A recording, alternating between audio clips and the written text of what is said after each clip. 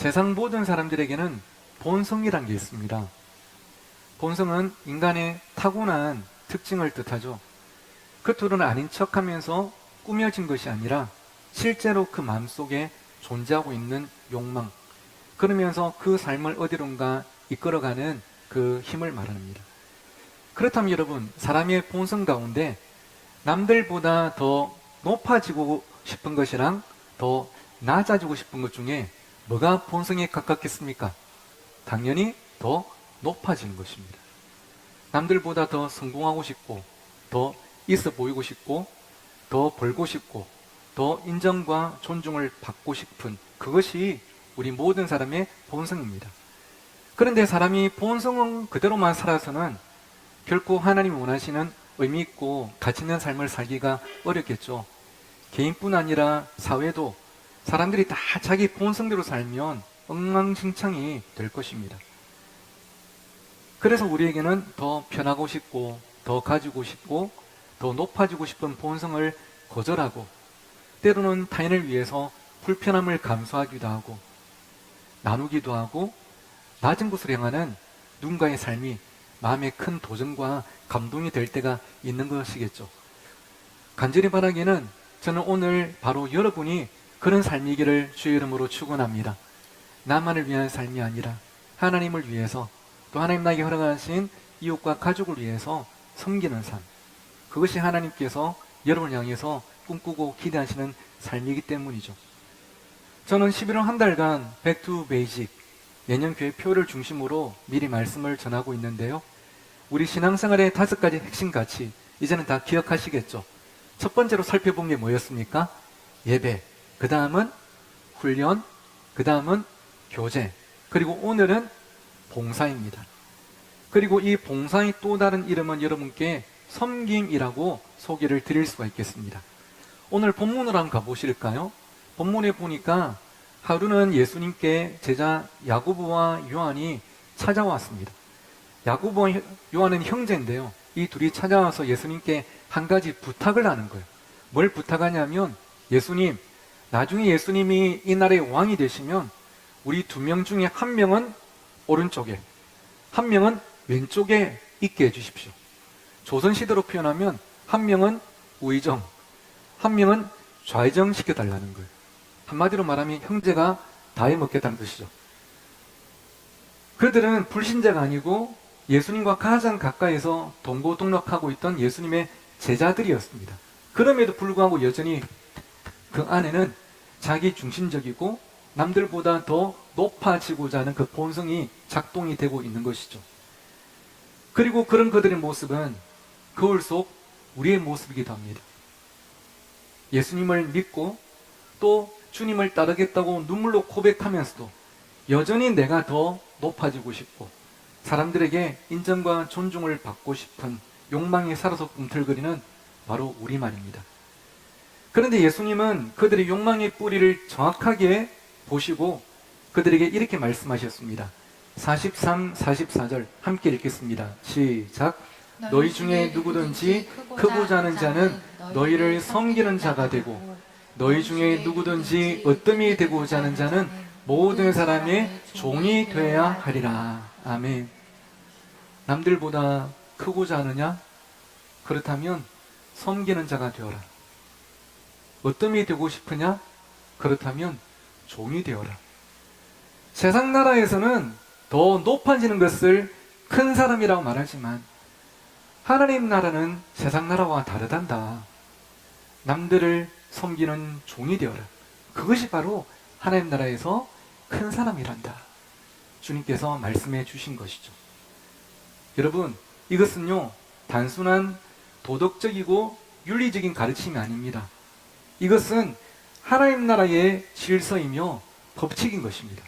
왜냐하면 세상을 변화시키는 것은 어떤 돈이나 권력이 아닌 무엇이라고요? 사랑이기 때문이죠. 사랑으로 누군가를 섬길 때 그곳에 하나님 나라가 임하는 것입니다. 그리고 이어서 예수님은 이렇게도 말씀하셨습니다. 45절 함께 읽으실게요. 시작. 인자가 온 것은 섬김을 받으려 함이 아니라 도리어 섬기려 하고 자기 목숨을 많은 사람의 대속물로 주려 함이니라. 아멘. 나는 너희들에게 섬김 받으려고 왕놀이 하려고 이 땅에 온 것 절대 아니다. 나는 오히려 너희들을 섬기기 위해서, 나아가 너희들의 죄를 짊어지고 대속물로 죽기 위해서 나는 이 땅에 왔다. 예수님은 섬김을 말로만 가르친 분이 아니라 삶으로 보이셨던 분이었습니다. 하늘 영광을 버리고 이 땅에 오셔서 죄인들과 함께 하시고 제 아들의 발을 씻기셨죠. 그리고 한 걸음 더 나아가서 사람이 친구를 위하여 목숨을 버리면 이보다 더 큰 사랑이 없나니 말씀하신 주님은 말씀으로 끝나지 않고 친구라 부르신 제 아들과 우리들을 위해서 십자가에서 대신 죽어주셨습니다. 우리 위에 군림하심으로 구원을 이루신 것이 아니라 오히려 우리를 섬기심으로 구원을 이루어 주신 것이죠. 사랑하는 신녀가족 여러분, 이런 예수님의 섬김의 발자취를 따라가는 것이 참된 믿음의 길인 줄 믿습니다. 섬김은요, 단순히 이타적인 삶을 살아가는 것을 의미하는 게 아니에요. 섬김은 예수님을 닮아가는 거룩한 여정입니다. 섬김의 자리는 누군가를 돕는 것이기도 하지만 결국 누가 가장 변화를 경험하게 될까요? 나 자신이에요. 섬김의 자리에서 우리가 다듬어지고 우리가 변화됩니다. 우리의 교만이 낮아지고 사랑이 자라나고 감사가 깊어지고 복음이 삶으로 체득되는 것이죠.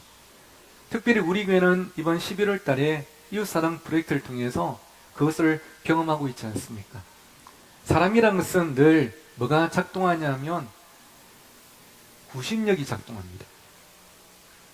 어떤 것이든 내가 가지려는. 하지만 이웃사랑 프로젝트는 구심력이 아니고 원심력으로 우리가 가진 것을 나누고 흘려보내는 것이죠. 밴드를 통해서 우리 각 구역의 그 발걸음을 늘 보면서 얼마나 감동, 감사, 참 행복한 11월입니다. 그런 우리를 통해서, 그런 섬김의 삶을 통해서 이 울산 신정동이 하나님 나라로 변화될 줄 믿습니다.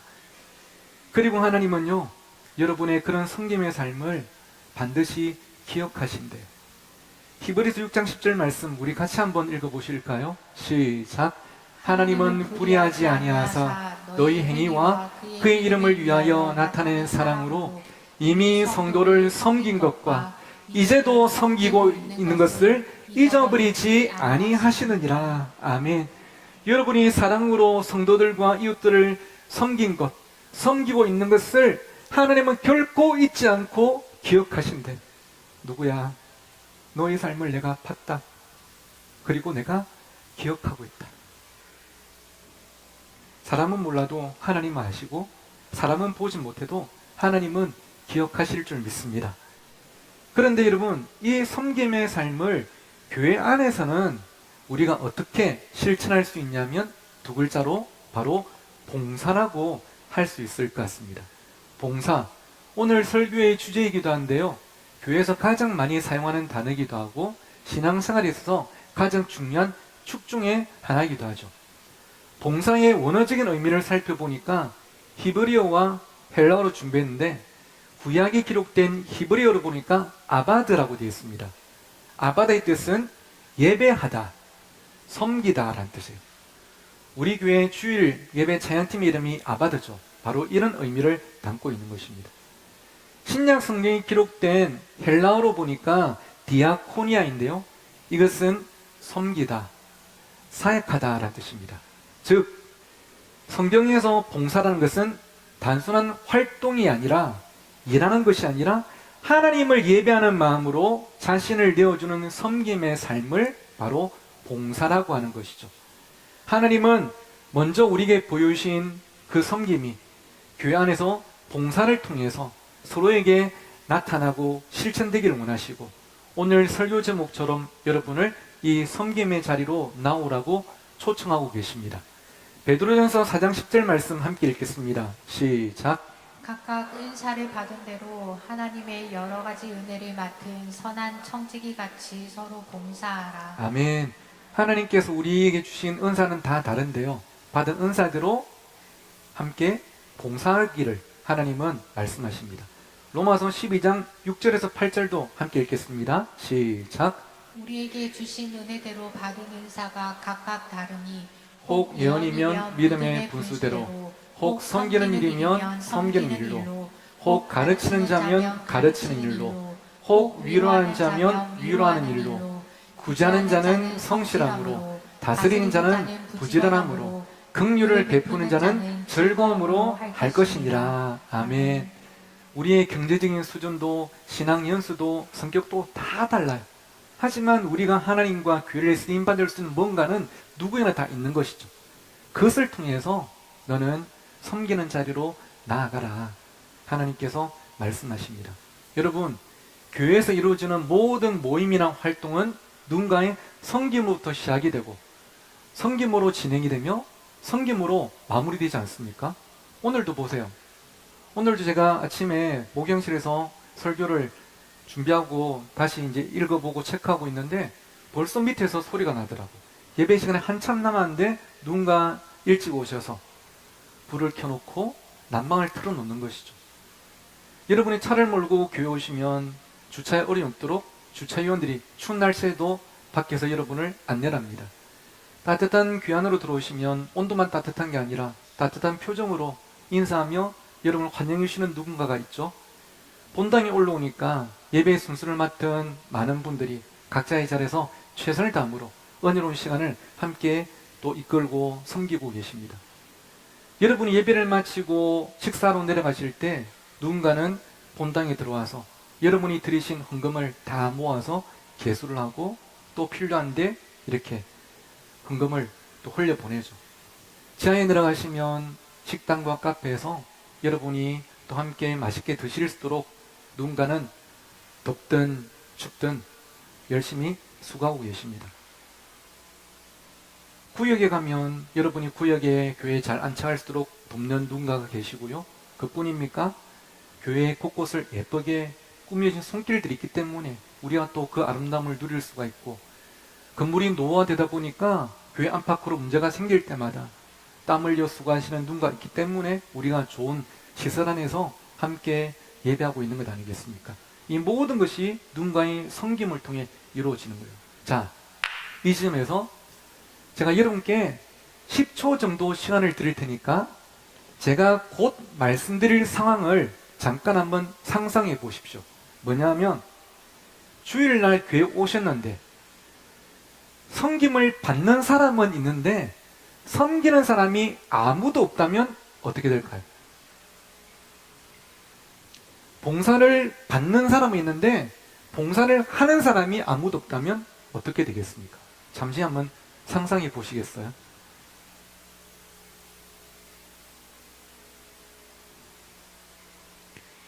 교회가 교회로 존재하기 위해서는 목회자도 필요하고 조직도 필요하고 예배 공간도 필요하고 다양한 모임도 필요하겠지만 누군가를 위해서 섬기고 헌신하는 봉사자가 또 반드시 필요합니다.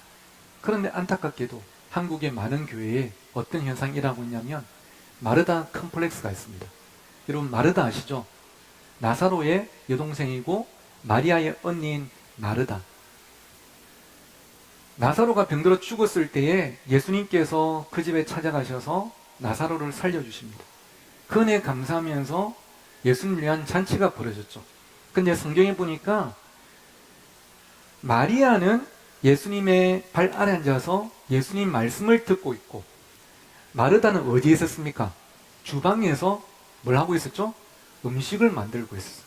예수님과 손님들이 먹을 음식을 만들고 있었습니다.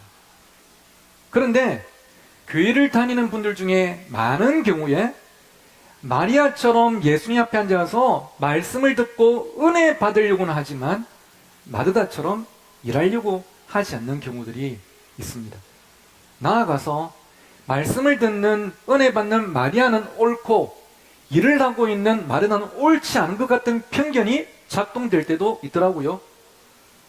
하지만 여러분, 마르다가 부엌에서 에어컨도 없는 그때 땀 흘리며 음식을 준비한 그 수고가 있었기 때문에 예수님과 초청받은 손님들이 함께 그 음식을 나누어 먹고 또 나사로가 살아난 그 기적과 은혜를 함께 나누며 그 시간을 가질 수 있었지 않습니까? 물론 교회 와서 은혜 받아야죠. 하지만 봉사하는 마르다 없이 은혜 받는 마리아로만 교회는 절대 존재할 수가 없습니다. 누군가 마르다처럼 섬김의 자리에 있어야만, 누군가 마리아처럼 예수님 앞에 앉아서 말씀을 듣고 은혜를 받을 수 있는 것 아니겠습니까? 사랑하는 여러분, 저는 여러분이 마리아처럼 예배 때마다 늘 하나님을 만나고 은혜 받기를 주의 이름으로 축원합니다. 하지만 마리아만 되는 것이 아니라 교회가 필요로 하고 하나님께서 필요로 하실 때는 또 마르다처럼 섬김의 자리에서 우리에게 허락하신 교우들과 하나님을 또 귀하게 섬겨 나가는 여러분의 삶도 꼭 되시기를 간절히 축복합니다. 그래서 사랑하는 신령가족 여러분, 저는 2026년을 준비하면서 여러분을 섬김의 자리로 초청하고 싶습니다. 오늘 주보안에 보시면요, 2026년 사역 지원서를 넣어드렸어요. 우리 교회는 보시다시피 20여 개의 다양한 부서와 사역팀이 존재하는데, 이 모든 부서와 사역팀들이 유기적으로 연결되어서 함께 지어져가며 교회를 존재케 하는 것이죠. 그리고 그것을 가능하게 하시는 분들이 봉사자들이고, 2026년 앞두고 오늘부터 한 달 동안 우리 교회는 봉사자들을 모집하고자 합니다. 어떤 부서가 어느 시간대에 또 어떤 사역을 하는지, 봉사 자격은 어떻게 되는지 자세하게 안내해놨으니까 충분히 살펴보시고 지원하고자 하는 부서에 동그라미 표시를 하셔서 2층 로비에 있는 신청함에 넣으시거나 교육자들에게 제출해 주시면 저희가 잘 모아서 내년을 준비를 하도록 하겠고요. 시간대가 중복되지 않으면 복수 지원도 가능합니다. 이 봉사도 하고 저 봉사도 할 수는 있지만 절대 무리하지는 마십시오. 그리고 이미 모집이 완료되었거나 충원을 마친 부서는 사역 지원서에 포함시키지 않았습니다. 필요한 인원보다 봉사자들이 많아서 혹 좀 인원이 남는 사태가 발생하면 부서도 충분히 역할을 드리지 못해서 참 죄송하기도 하고, 또 봉사하려고 하는 그분들도 역할이 없으니까 또 얼마나 아쉽겠습니까? 그런 상황들을 생기지 않도록 우선 뺐다는 거 참고해 주시고요. 기존 봉사자들도 나는 따로 신청 안 해도 신청돼 있겠지, 아시겠지 하지 마시고 다시 처음 마음으로, 헌신을 하는 그 마음으로 꼭 신청서를 작성하고 제출해 주시면 감사하겠습니다. 아직까지 우리 교회에서 봉사를 한 번도 해보지 못하신 분, 첫 발을 내디시는 분은 기도와 고민 충분히 해보시고요. 12월 21일까지 신청해 주시면 함께 쓰임받는 기쁨을 누리실 수 있도록 교회도 잘 준비하도록 하겠습니다. 그리고 올해든 작년이든 최근에 다른 교회에서 이동해 오셔서 신정가족이 되신 분들께 꼭 드리고 싶은 말씀은, 우리 교회 등록하자마자 마치 나도 내 몫을 해야 되는 것 같은 그 부담감과 의무감 때문에 서둘러서 봉사지는 않으셨으면 좋겠습니다. 이전 교회에서 너무 열심히 봉사하신 나머지 숫덩이가 되어서 오신 분도 계시고, 이전 교회에서 원치 않게 상처를 받아서 오신 분도 계시죠. 저는 여러분이 이곳에서 처음에는 오롯이 예배를 통해서 은혜를 받고 곁에 있는 좋은 분들과의 만남을 통해서 사랑을 경험하고 행복하게 신앙생활을 시작하셨으면 좋겠습니다. 그러다가 하나님께서 여러분 마음속에 영적인 불씨를 다시 살리시고 회복시켜 주셔서 이제는 나도 하나님과 교우들 위해서 다시 봉사할 수 있겠다, 쓰임 받고 싶다, 그런 마음이 되신다면 언제든지 함께 해주십시오. 그리고 저는 이 말씀을 종종 여러분께 드려왔습니다. 그리고 내년이 내가 다시 쓰임받을 그때다 싶으시다면 절대 망설이지 마시고 한 걸음 더 안으로 들어오시기를 바랍니다. 그리고 혹 이전 교회에서 또는 우리 교회에서 봉사하시다가 상처를 받거나 실망하신 나머지 다시 섬김의 자리로 나아가기를 주저하는 분이 계시다면, 지금 우리 교회는 아무 문제 없고 완벽하니까 걱정하지 말고 다시 봉사해 보시라고 말씀드린 거 아닙니다. 그런 교회는 안타깝게도 존재하지 않습니다. 하지만 우리 교회도 부족한 게 많지만 다시 기회를 붙잡아 보자는 것입니다. 예전처럼 교회를 사랑할 기회, 하나님께 쓰임받을 기회, 더 미루지 않고 한번 그 기회에 붙잡아 보자는 거예요. 저는 믿습니다. 사람을 통해 받은 상처는 좋은 사람과의 만남을 통해서 회복될 수 있고, 일을 하다가 받은 상처는 선한 일을 다시 함을 통해서 회복될 수 있습니다. 그래서 사랑하는 신정각 여러분을 초청합니다. 마리아의 자리에서 마르다의 자리로도 나아오십시오. 섬김을 받던 자리에서 섬기는 자리로도 나아오십시오. 하나님께서 여러분의 헌신과 결단을 반드시 기뻐하실 줄 믿습니다. 그리고 지금도 마르다처럼 섬김의 자리를 지켜주고 계신 성도 여러분, 봉사자 여러분, 오늘 이 자리를 빌어서 여러분께 다시 한 번 더 진심으로 감사하다는 말씀을 드리고 싶어요. 여러분이 계셔서 울산 신정교회가 있습니다. 아시는 분은 아시겠지만 저는 청소년 때 갑자기 좀 살이 쪘습니다. 어머니가 너무 빼짝 말랐다고 막 한약이랑 고기를 같이 엄청나게 먹여가지고 몇 년 만에 체중이 60kg에서 90kg이 됐어요. 몸이 1.5배가 된 거죠. 사람이 갑자기 살이 찌다 보니까 어디에 문제가 생기겠습니까? 무릎에 문제가 생기고 발목에 문제가 생기죠. 이 체중을 감당하기가 쉽지가 않은 거죠. 우리 교회는 감사하게도 하나님의 은혜로 최근 몇 년 사이에 교인 수가 약 2배 정도 이렇게 증가하고 성장했습니다. 그럼에도 불구하고 이렇게 큰 문제 없이 건강하게 은혜롭게 성장하고 있는 것은 하나님의 은인과 더불어서 마치 코 근육과 같이 봉사자들이 각 구역에서, 부서에서, 사역팀에서 그 자리를 지켜주고 헌신하고 계시기 때문이겠죠. 근데 참 영광스럽지만 그 일이 쉽지만은 않네요. 그쵸?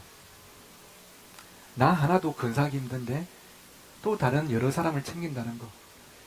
내 애 한 명도 벅찬데 다른 애들 여러 명을 챙긴다는 게 결코 쉬운 일이 아니에요.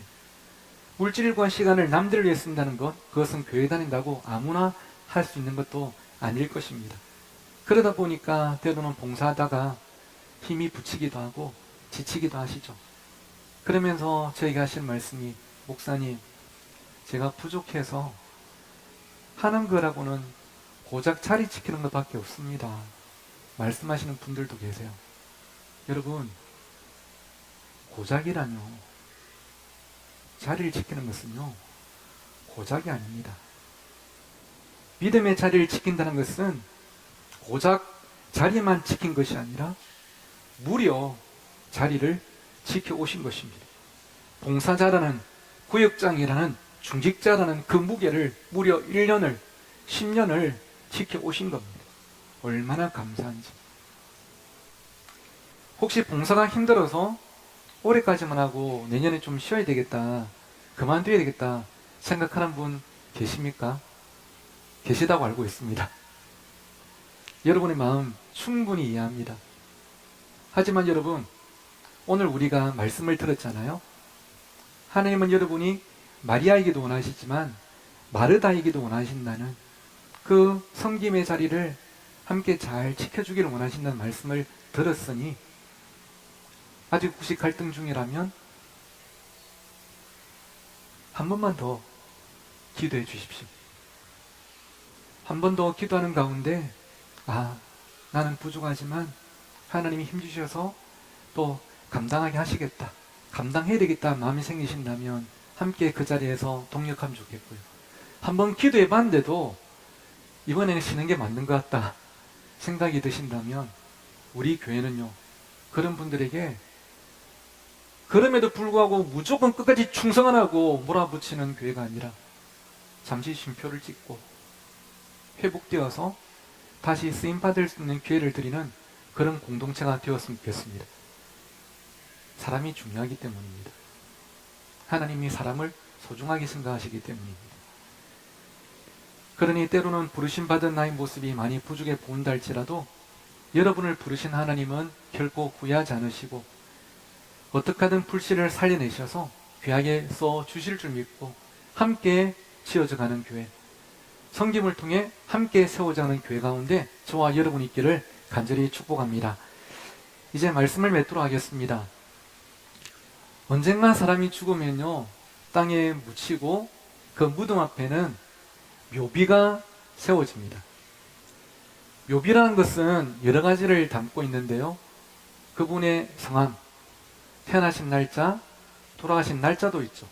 그리고 어떤 경우는 이분이 자신의 삶을 통해 꼭 남기고 싶었던 메시지를 한 두 문장으로 남기기도 해요. 가장 흔히 볼 수 있는 묘비의 메시지가 누구의 묘, 그런 거 아니겠습니까? 그런데 어떤 사람들은 내가 평생 살고 나서 누구의 묘 이것만 남기기는 아깝다, 뭔가 조금 더 메시지를 남기고 싶다면 그 한두 문장을 묘비에 남기기도 하더라고요.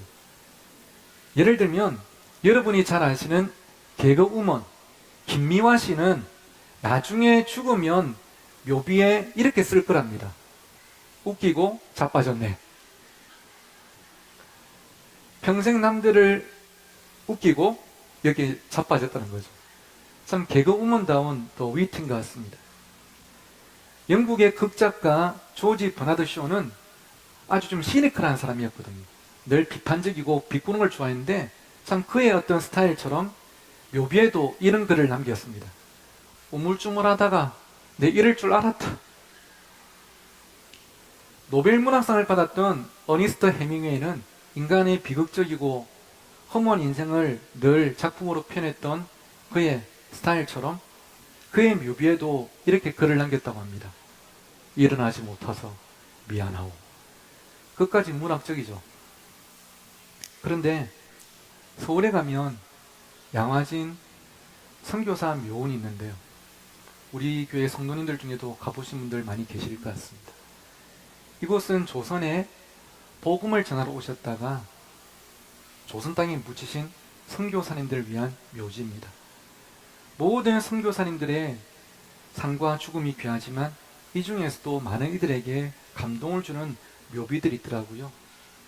먼저 화면에 있는 것은 호머 헐버트 선교사의 묘비인데요, 이분이 어떻게 알려졌냐면 한국인보다 한국을 더 사랑했던 분이었어요. 독립운동을 도운 선교사로도 잘 알려져 있고, 여러분 한 번쯤 들어보셨을 만한 헤이그의 특사를 보낼 때도 가장 힘을 썼던 분입니다. 한국을 얼마나 사랑했던지 그는 자신의 묘비에 이런 글을 남겼습니다. 나는 죽어서 웨스터민스터 사원에 묻히기보다 한국 땅에 묻히기를 원합니다. 그리고 화면에 있는 이것은 루비 캔드릭 선교사의 묘비입니다. 이분은 미국 텍사스에 있는 한 교회 청년부의 후원으로 조선에 온 여자 선교사였어요. 나는 이 땅에서 작은 씨앗이 되리라, 그렇게 결단하고 왔지만 안타깝게도 오랜 세월 동안 복음을 전하지 못하고 한국에 온 지, 조선 땅에 도착한 지 9개월 만에 급성 맹장염으로 하나님의 부르심을 받고 맙니다. 하지만 그녀의 그 결단은 정말로 이루어져서 그녀를 구원하던 교회 청년부에서만 20명의 선교사가 배출이 되었습니다. 그녀의 묘비에는 이런 글이 새겨져 있더라고요. 나에게 1000개의 생명이 주어진다면 그 모든 생명을 조선을 위해 바치리라. 하늘의 미랄처럼 조선 땅을 위해 헌신하고 섬긴 그분들이 계셔서 오늘 우리가 이 자리에 있습니다. 그렇다면 그 바통을 이어받은 우리의 섬김을 통해서 이 교회가 사라지지 않고 하나님께 계속 쓰임받고 우리보다 다음 세대가 일어나서 이 땅에 하나님 나라를 이루어갈 수 있도록 우리도 받은 사랑처럼 누군가를 사랑하는 성님의 자리로 나아가야 되지 않을까요?